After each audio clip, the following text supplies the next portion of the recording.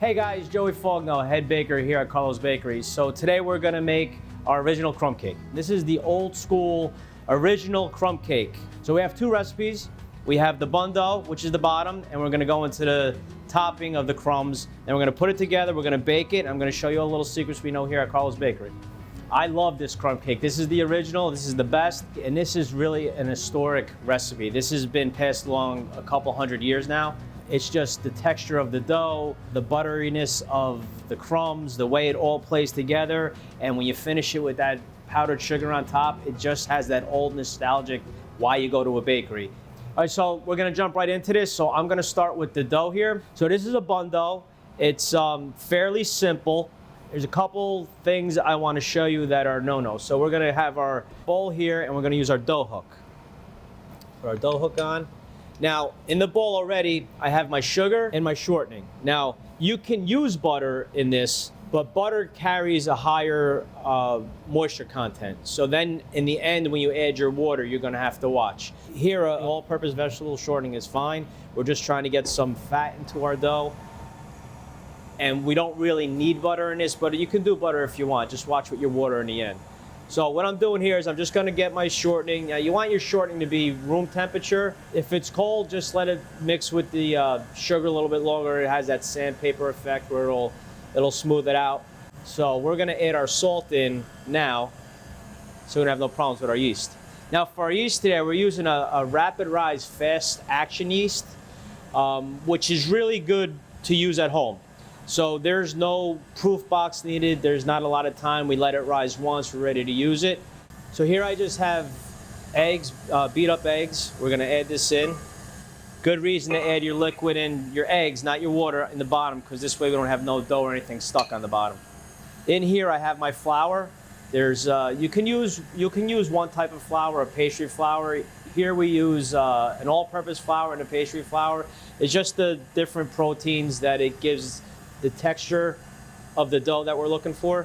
And I'm gonna flavor my dough with a little bit of lemon emulsion. You can use fresh lemon, little lemon juice. Just gives it a nice zest. So I'm gonna throw my flavoring in. If you wanna check out the recipe, it's in the description. So I'm gonna let this mix a little bit. So now I'm gonna take my 4 packets of rapid rise yeast. I'm gonna throw it into my flour. I'm gonna try to just combine that a little bit so it's, when I throw it all in, again, we don't want the salt and the yeast to touch each other because it can kill it.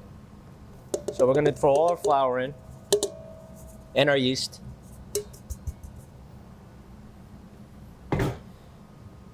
Mix this in low speed. So at this point, our shortening or butter is smooth, our moisture at the bottom of the bowl is kind of keeping that stuff from sticking, and just now we're developing our proteins in our dough and our fiber to get all that stuff to build together. Then we're gonna finish this off with some water. Now in the recipe, it calls for a certain amount of water. I've always went by how I like the feel of the dough. So if you make this often, you'll get a better idea. If you do go the butter route and you're at this stage and you add all the water, you could always add a little bit more flour to this. It's not gonna hurt the recipe. A little bit more flour just to stiffen it up is not gonna hurt it. This is something I did every day in much larger scale, of course, and it's just reminds me of how things used to be when I started in the business. It was just one of those, it's like brushing your teeth. You did it every day. So we're gonna add our water slowly. So this way we'll slowly add that water in. It'll start pulling it all together. When you mix this dough, any type of yeast-raised dough, you need a resting period. Resting period will allow the dough to relax. If you don't give it time to relax, it's gonna get nervy on you. So when you try and stretch out, it's gonna snap back. So now all our water's in, we're gonna let it develop. You'll know it's done when it all comes together. There's no standing flour in it. There's no standing water on the bottom. It's all off the sides of the bowl. It all comes together. So once it gets going, we want to raise the speed of our mixer a little bit. It'll start pulling it off the sides. And once you see the dough basically all on the hook and just catching the sides like almost like a ball on the hook, it's pretty much done. All right. So here we go. Here's our dough. Take it off our hook here. Now what we want to do, this is going to need a resting period. So we're going to take this out of the bowl and we're going to ball it up. So you could see the dough it's tacky. It'll stick to your fingers. You want it to be on the wet side. So actually you're going to have to scrape it off the bottom of the bowl. That's how you want it to be. Because now we're going to throw it on the bench. We're going to dust it a little bit, but we want that softness of the dough. We're going to use this is a little all-purpose, we call it bench flour. So you want to flour your surface a little bit. And we're going to take this dough out. I wrote this recipe where we have 2 pounds of dough. With the topping, it'll be 4 pounds of topping. So you'll get 1 crumb cake out of this if you do what we call a half sheet pan. So this here is 12 by 16, it should be. 12 by 16.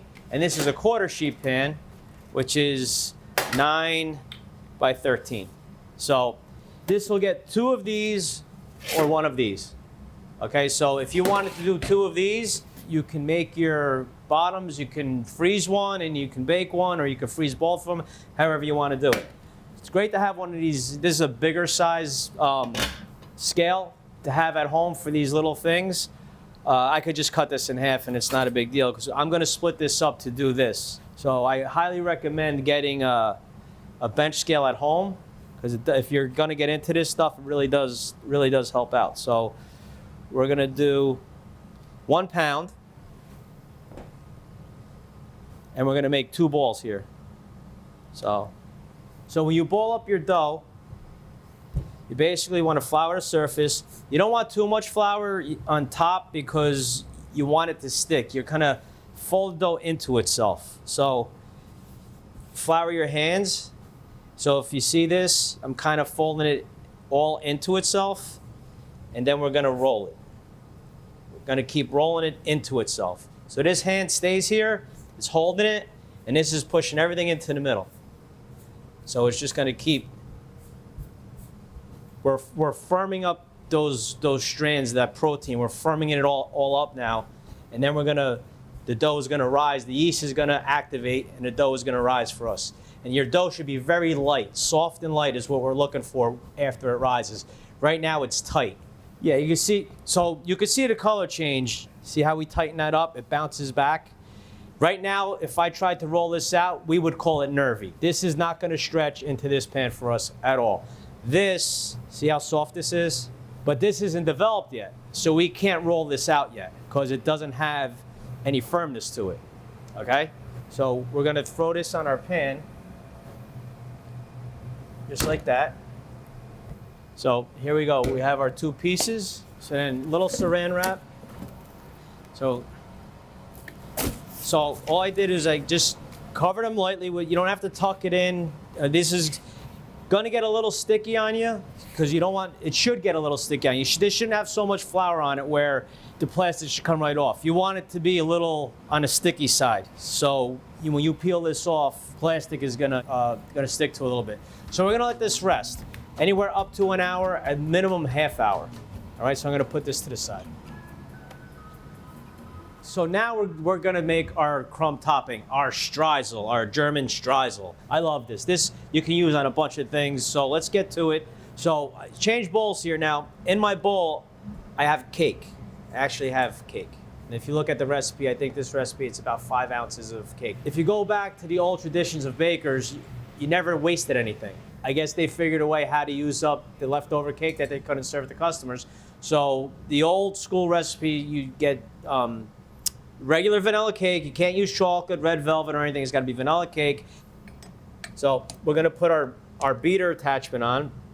Now we have our cake in there. And we're going to break this up. Only brown sugar in this, which is cool because brown sugar gives you that molasses, earthy flavor. So once we get our cake broken up, we're going to take our brown sugar. Brown sugar is a funny beast because if you have a lot of it, it starts to get rock hard on you if you don't store it properly. If you get what you need and you use it up from the store, it's usually really smooth. So now we got it together pretty good here with with our cake scraps and our brown sugar. And now we're going to add in butter. So here I got about 1 pound of butter. Again, this is room temperature. You can use shortening. The butter gives it more flavor. But I like the butter. So here we're gonna do, what we're doing here is we're gonna cream this up. So we wanna get this smooth and creamy. So once this gets incorporated, we're gonna jump up the speed and get all the lumps out. So everything else that's in the recipe is all in a separate bowl. Again, 2 different types of flour. You could use 1 flour here. If I was gonna use 1 flour here, 1 predominant flour, I would go with the pastry flour. And so now we're getting there. All right, now the difference between using butter or vegetable shortening in this, if you're gonna use butter in this, now we're gonna have more of a spoiling effect. So if you wanna save this, you're gonna have to recover it and refrigerate it. When you chill this, it's gonna dry your crumbs out. The coldness is gonna dry this out.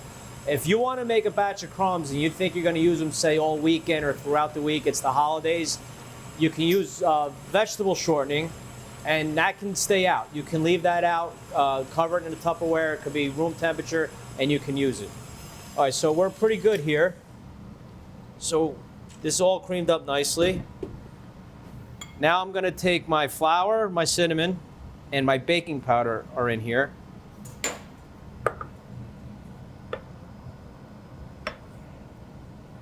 Right? Now this is where you want to be a little careful, because if you let this go, you're going to get a face full of flour. Jockey your speed until you get it in there. You let it go in low. Now this is all going to come together. You don't want to go too long with this, because you want your crumbs to stay decent size. You don't want to break them up into little bitty pieces, because then you're going to be squeezing them together, and you want some decent sized crumbs. You can always break it down after you get the solid pieces. These are going to sometimes look like they're a little bit too soft to use. The good thing is that if you're going to do it all in one shot, do your dough, let it rest. While it's resting, get to your crumbs. If you're not going to get to your dough right away and you want to get to the crumbs, mix the crumbs early, leave them uncovered. They'll dry up a little bit. They're a little bit easier to handle. All right, so we're pretty much done here. This is going to be a little bit on the soft side. See how it all came together?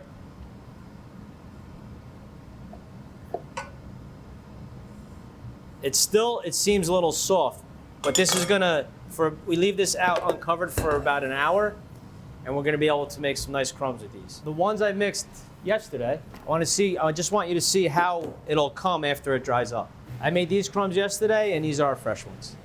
So these are still pliable, where you can make a big crumb, but you can break them up where you can make it for like a crumb bun or something smaller. The advantage of having your crumbs a little bit drier is that you can make a crumb bun. So if you make a crumb bun and you make these huge crumbs on top and you try to cut it, they're all gonna come off. That's like the little secret. So crumb cake is a different story. If you want to use this as a topping for a Danish or something like that, it's easier to make it finer. This right now is going to be harder to make small, finer crumbs. Once it dries up, it'll become like this. Okay, so even if we refrigerated this right now, because it's all butter, it'll dry out a little bit quicker. So now we're going to put our crumb cake together. Key here is you want to use your vegetable shortening to grease your pan. No spray, no olive oil, butter, flavor, whatever. We need this thing to stick to the sides and bake, period. So, heavy in the corners, all-purpose vegetable shortening for this. Grease the whole thing, heavy in the corners. For the simple fact is, once we get this dough and we roll it out and it sticks, you want it to stay stuck. You don't want it to shrink down, because then you're gonna have crumbs on your pan. It's not gonna be a good look. All right, so now our dough has rested. Now here, I want you to see how the plastic, it's stuck to it, but it's not sticky. And now you can see the difference. It's not coming back. Like before, when we poked it, it was hard when I first balled it up. Now you can see it's kind of keeping its shape. This is good here. Once you see that your finger is keeping your finger mark, we'll be good. We can roll it out. So we're gonna take this one. We're gonna roll this out to the size of our pan. So pounded dough will fit in the quarter sheet pan. If you want to flour the bottom, we don't want to stick to our surface, right? Flour on the top. Now, there's a couple different ways you can do this. Easiest way, put your pan next to you. You're gonna roll out. You want to be a little bit over the edge of the pan. Roll it out, You want to be to the width, a little bit over the width of the pan. So how do we get a round circle into a rectangle shape? I'm going to show you how that's done. Now this dough is going to snap back when you roll it out. That's the nature of it. If it was rested enough and it's not moving for you, you don't have enough flour on the bottom. Okay, the flour is going to make the dough slide. Okay, so you're going to roll it further than what you need it because it's going to come back. Right? So see how we're kind of rectangle now? All right, we're going to kind of use up our flour on the bench. We're going to turn it. We went long ways. Now we're going to go this way. This is how we're going to get a round ball into a rectangle. Now these edges, if you could see, they're a little bit higher because that's where my rolling pin stopped. Just take it out nice and easy. Again, rolling pin, the more you handle the rolling pin, the better you get at it.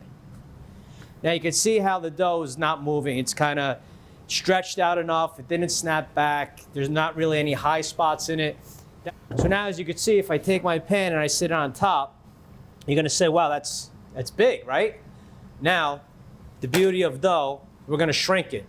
So shrinking this is basically like shaking out a sheet. Look at it that. You're going to put air under it. Once I put air under it, see how much smaller it got? That air shrunk it down. So now, see the difference? So I shrink it again. It's going to come in again. Now I just made a round ball into a rectangle. That's going to fit in this pan. Okay?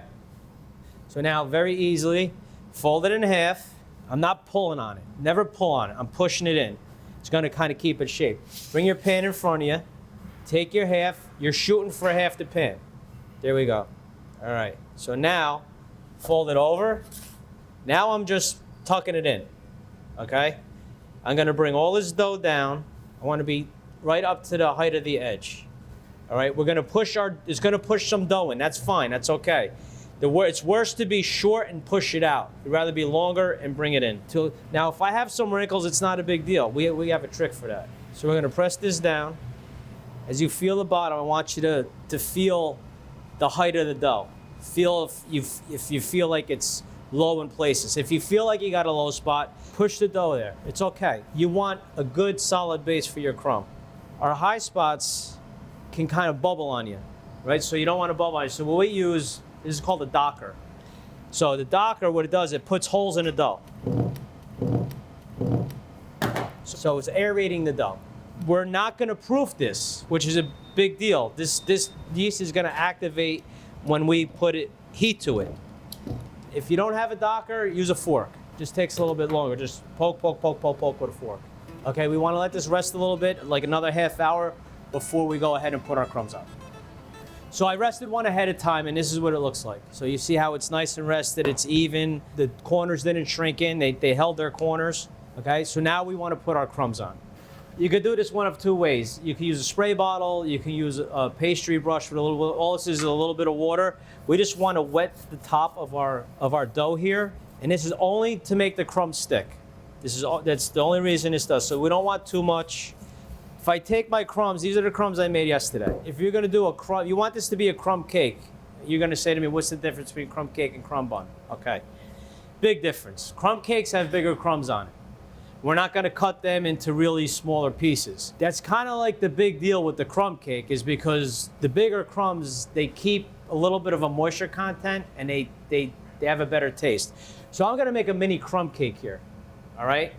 I'll show you how the crumb bun would work because it's part of this process. So you have to look at the ratio of how big your pan is here to what you're gonna be baking. So if this was a full sheet pan, I can make my crumbs a little bit bigger because it's gonna be in the oven longer. You don't wanna burn up your dough. So you don't wanna make these too big. So all I'm doing here, I'm gonna take a handful of crumbs. I'm not squeezing real hard and tight where I'm compacting. I'm just squeezing it enough to where it stays together. Right? So I'm going to space these out. If you compact it really hard, it's not going to bake all the way through. When you eat it, it's going to be raw. So we're just squeezing it together. You want to keep them a similar size so they bake evenly. That's the important part. So now what I'm doing here is I'm making kind of spots of where my big crumbs are gonna live. When I cut this crumb cake, it's not gonna fall apart and I'll be able to cut those pieces. So you see how I kind of made spots for my crumbs, right? So now around this, we need to make smaller crumbs. You don't wanna cover the big crumb. That's the important part. Do not cover the big crumb. So we're gonna, again, take a little bit, squeeze it in our hands. Now we can break it up. So now if you wanted to make a crumb bun, that where you're gonna cut them into pieces, that's how you wanna do your crumbs. Because then this way, when you cut the pieces, they don't fall apart. So you wanna go around your big crumbs. See that? You wanna fill it up, but you don't wanna make it too heavy because a big part of this too is the ratio between the dough and the crumbs. That's kind of like, it's a happy medium. It's what makes it so special, is that the dough has its own flavor and it brings something to the party. And if you fill it up with crumbs, it doesn't bake right, and you don't get the taste that you really want for the ratio between the dough and the streusel. So there you go. There's our crumbs. So now you want to give it a little bit of press. Now we're ready for the oven.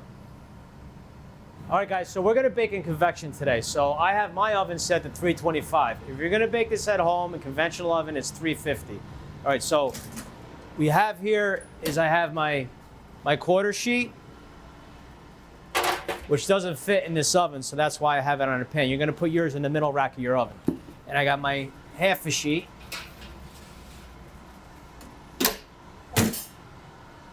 And I'm gonna set this for about 25 minutes. Let's see what we got.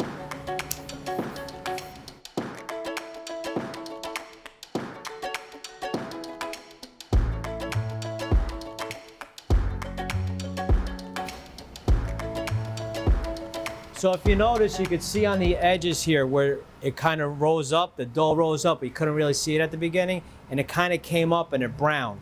A good way to see how your crumb cake is done is if you take a bench scraper and you look underneath, once you see the browning on the bottom of the dough, it's done. All right, so we're gonna let this cool off. Now, this usually gets finished with confectioner's sugar. You don't wanna even think about doing that until this is cool, because the sugar will cook on top of the hot crumb cake, and it'll be like crunchy and it could turn yellow, and so you want to let this cool. So now our crumb cake's out of the oven, it's nice and cool. I can touch the pan, it's not too hot. Another thing is you want to take your bench scraper and go along the sides, because this will just, whatever has baked onto the sides, because we want a nice clean release on this. We don't want to cut this out of the pan. You want to take this out. So we have our cutting board here, and get the edge out. There we go. Looks so soft, so appetizing, right? I mean, it's beautiful. That's exactly how you want it to look. Another key reason why we want it to cool off is because here I'm using 6X sugar. You can use different types of sugar. This is what we overused. Not too much sugar. Again, when it's cool, it's going to sit on nice and top. It's going to get some added sweetness to it, so just enough like that. So there you go. So there's our crumb cake. So I'm gonna ask Chad to come in. Chad, come on in and see how I did. So we're gonna cut this up. Whoa, I smelled that from down the hallway. I brought the coffee. You notice how I put those balls of crumbs on? Look at that. See how the big ones are sunk in? It bakes different. They have, believe it or not, it's gonna have a little bit of a texture. So this big one's gonna have a softer texture to it. You're gonna get a little bit of crunch on the little ones. And that's what it's all about. That's why we do all those little things, how you line up those crumbs like that. And that was a perfect cut right there to see what that's all about. And how that dough, how it made it like a pillow, like that yeast rose up and just cradles that crumb in it. It's perfect. So there you go. Oh yeah, like all my childhood memories right here. Hey, salud. Good luck. Whoa. Actually, you don't want too much sugar. No. One of a kind. This is a real deal. This is old school, man. And this holds really well, right? And if you do make this much and you want to save it, don't cut it all up. Your edges are going to dry out. So you can leave this out, cover it with saran wrap on a board, leave it room temperature. The next day, the only thing that should be hard on you is just this edge, and you can just trim this edge off and you can serve it. It's gonna stay moist for a day or two. The lightness and texture of the dough that you make seriously is like nothing else you eat. This is what it's like all based on. This is like natural flavors, natural ingredient, like earthy type of tones to it. It's just perfect. So simple, so delicious. All right, Chad, thanks for checking out my crumb cake. Absolutely. And thank you guys for watching. Give it a shot at home. Make sure to like the video and share it with your friends. Leave me some comments. Let me know what you want to make. Tell me how you like this one. There's a lot of variations we can do. See you guys next time. Thanks.